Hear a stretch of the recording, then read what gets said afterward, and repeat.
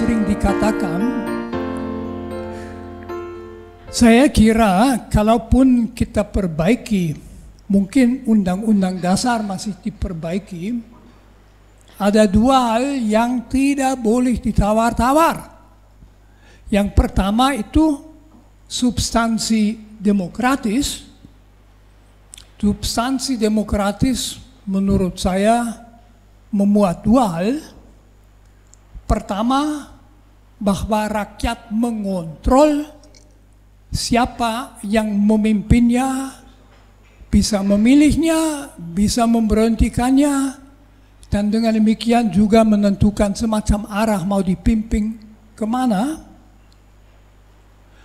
Yang unsur kedua adalah kebebasan menyatakan pendapat, kebebasan berkumpul, kebebasan serikat, kebebasan-kebebasan yang oleh kelompok feodalistik sudah dipersoalkan pada Juli 1945 dan hanya dengan susah payah oleh Hatta dan teman-temannya dengan lemah dimasukkan dalam undang-undang dasar dengan pertimbangan apa gunanya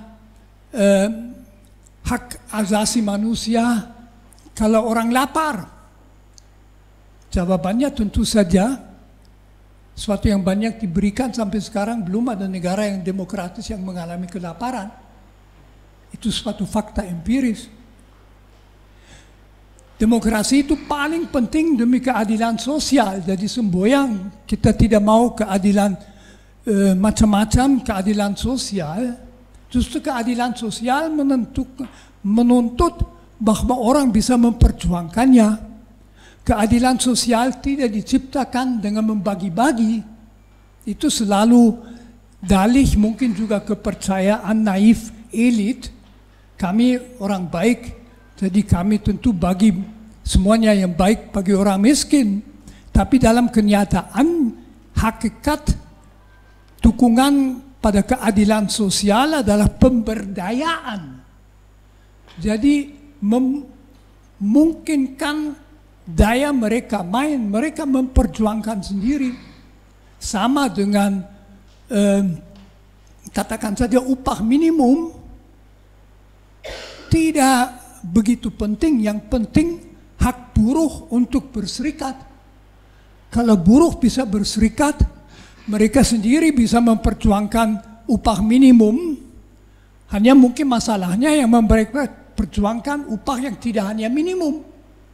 Dan juga tidak apa-apa mengapa mereka harus upah minimum.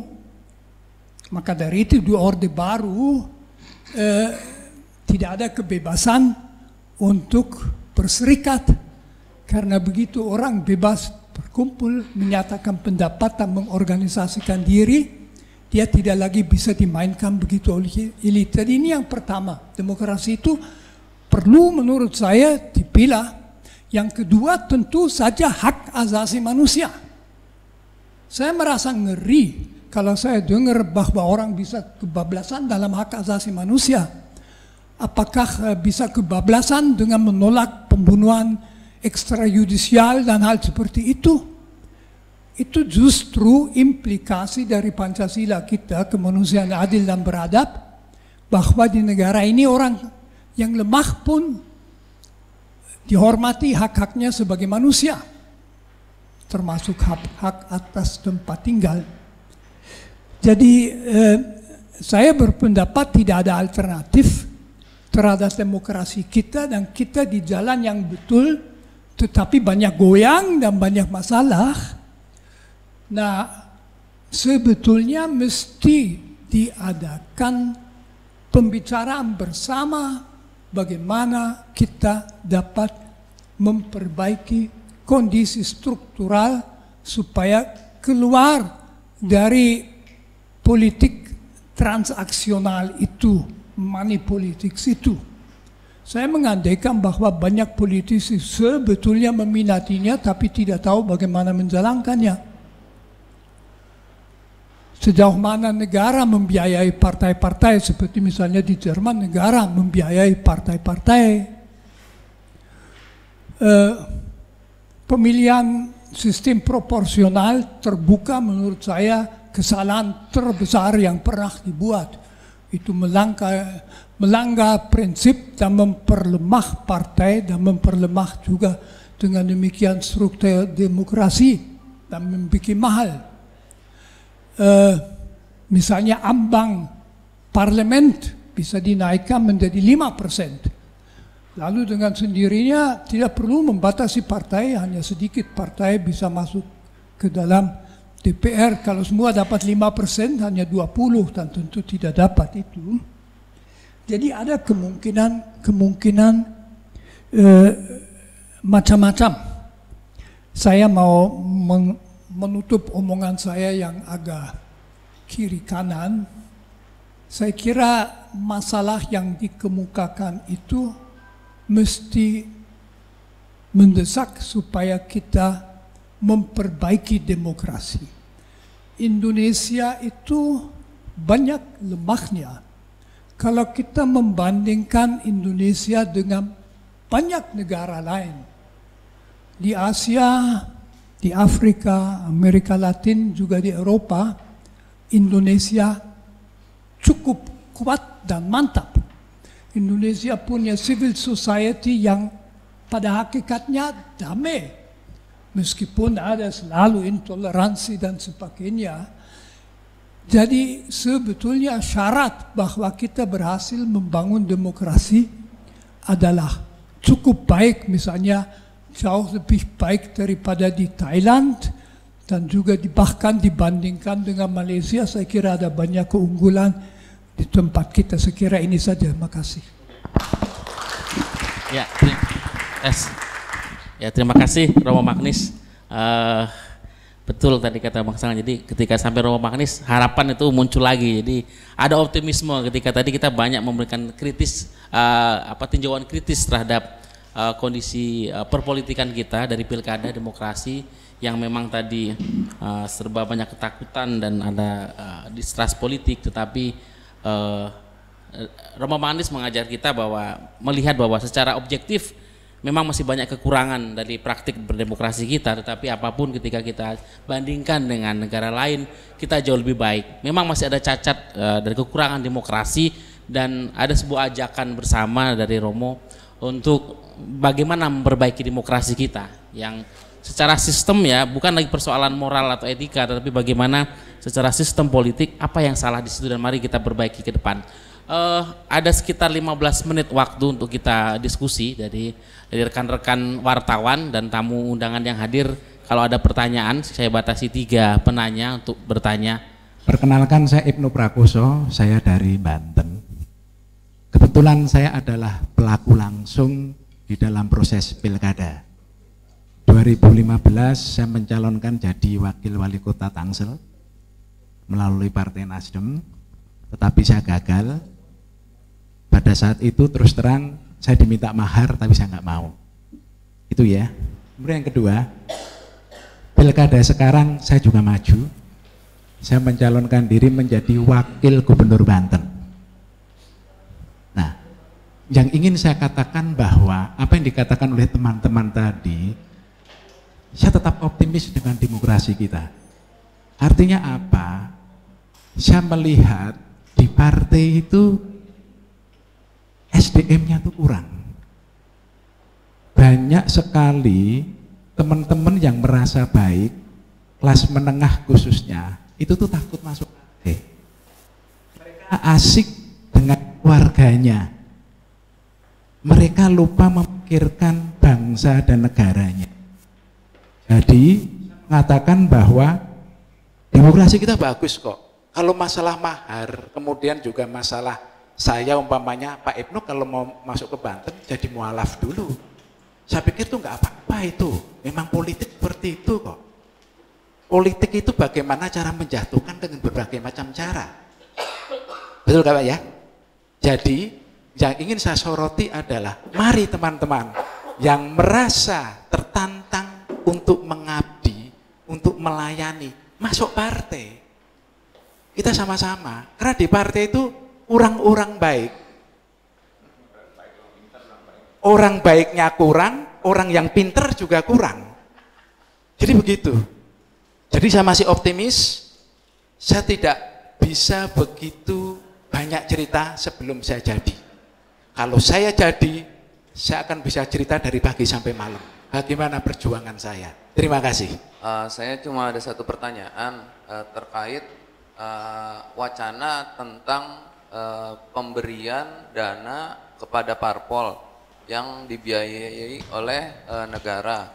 Kalau misalnya wacana itu kan disebutkan bahwa wacana itu dimaksudkan agar para kader partai ini tidak lagi terjerat dengan korupsi. Terima kasih. Nah, dikaitkan dengan Pilkada DKI hari ini, apakah faktor mental itu juga yang menjadi salah satu alasan mengapa elit-elit partai politik di DKI juga enggan untuk memunculkan calon lain yang sebelumnya sudah ada. Nah, terkait ada calon lain di luar calon yang sudah ada seperti Bu Risma. Bu Risma saya lihat dia punya mental yang bagus, tapi apakah ini juga harus didorong juga dengan mental yang bagus juga dari para elit politik agar bisa memunculkan orang-orang yang punya mental untuk membenahi demokrasi. Terima kasih. Orang baik, orang pintar memang sebaiknya ada yang masuk parpol tentu, gitu kan?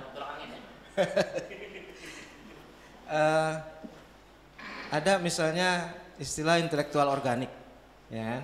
Intelektual yang memang masuk ke dalam katakanlah politik praktis, gitu kan? Nah harapannya tentu si intelektual, si orang pintar dan orang baik ini bisa kemudian memberi warna sehingga praksis politik bisa menjadi lebih cerdas, lebih mencerdaskan bangsa, lebih memberikan pendidikan politik begitu, baik di internal ataupun kepada masyarakat, gitu kan? Ya, saya kira itu baik-baik saja, gitu. Dan harapannya tentu si orang yang baik dan pintar ini tidak terseret arus setelah di partai politik, ya kan? Karena banyak kejadian seperti itu setelah di partai, setelah di DPR, loh kok jadi begitu? Gitu kan? Artinya memang ada sistem yang harus diterobos, gitu. Diperlukan keberanian tertentu untuk membongkar ini, gitu. Tentu nanti resikonya dia bisa terpental, gitu kan? Nah, jarang sekali orang yang memang seperti itu karena kecerdasannya, karena kepintarannya, karena rasionalitas yang baik. Justru setelah masuk partai, rasionya mengatakan, wah harus cari jalan aman nih, gitu kan? Secara rasional kan seperti itu agar tidak terpental, gitu. Nah, ya. Itu baik-baik saja, gagasan itu tentu baik-baik saja, dan banyak juga orang-orang pintar, orang-orang baik yang kemudian juga bisa mewarnai politik, ya kan? Banyak sekali. Ahok juga kan termasuk yang sudah terbukti bahwa dia tidak korupsi, bahwa dia serius ngurus daerahnya, gitu kan? Bahwa dia juga katakanlah relatif sepengetahuan kita sih tidak bermain gitulah. Nggak tahu di belakang itu ya yang lebih tinggi misalnya. Tapi ya artinya memang baik-baik saja, ada orang yang di luar dan ada orang yang di dalam, asal kemudian yang diperbuatnya adalah untuk memperbaiki. Kemudian tadi mengenai dana negara untuk partai. Saya kira kalau tujuannya untuk menghentikan korupsi orang partai, itu sama saja menggarami air laut. Berapapun nggak akan jadi jujur si koruptor itu, gitu ya. Tapi kalau tujuannya adalah memasukkan dana negara agar menjadi kewajiban partai untuk transparan dan akuntabel, oke, itu. Gitu. Pada saat dia sudah memakai dana negara yang besar, adalah kewajiban partai politik untuk melaporkan keuangannya secara transparan dan akuntabel.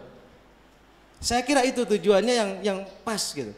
Kalau tujuannya untuk mengubah mental korupsi menjadi tidak akan. Karena korupsi di Republik ini berdasarkan, ada yang mengatakan berdasarkan keserakahan, bukan karena kebutuhan, gitu. Dan itu kalau tujuannya itu percuma saja. Saya kira itu ya kalau yang Pak Mas Iqbal kan untuk rombongan Anies. Terima kasih. Ya,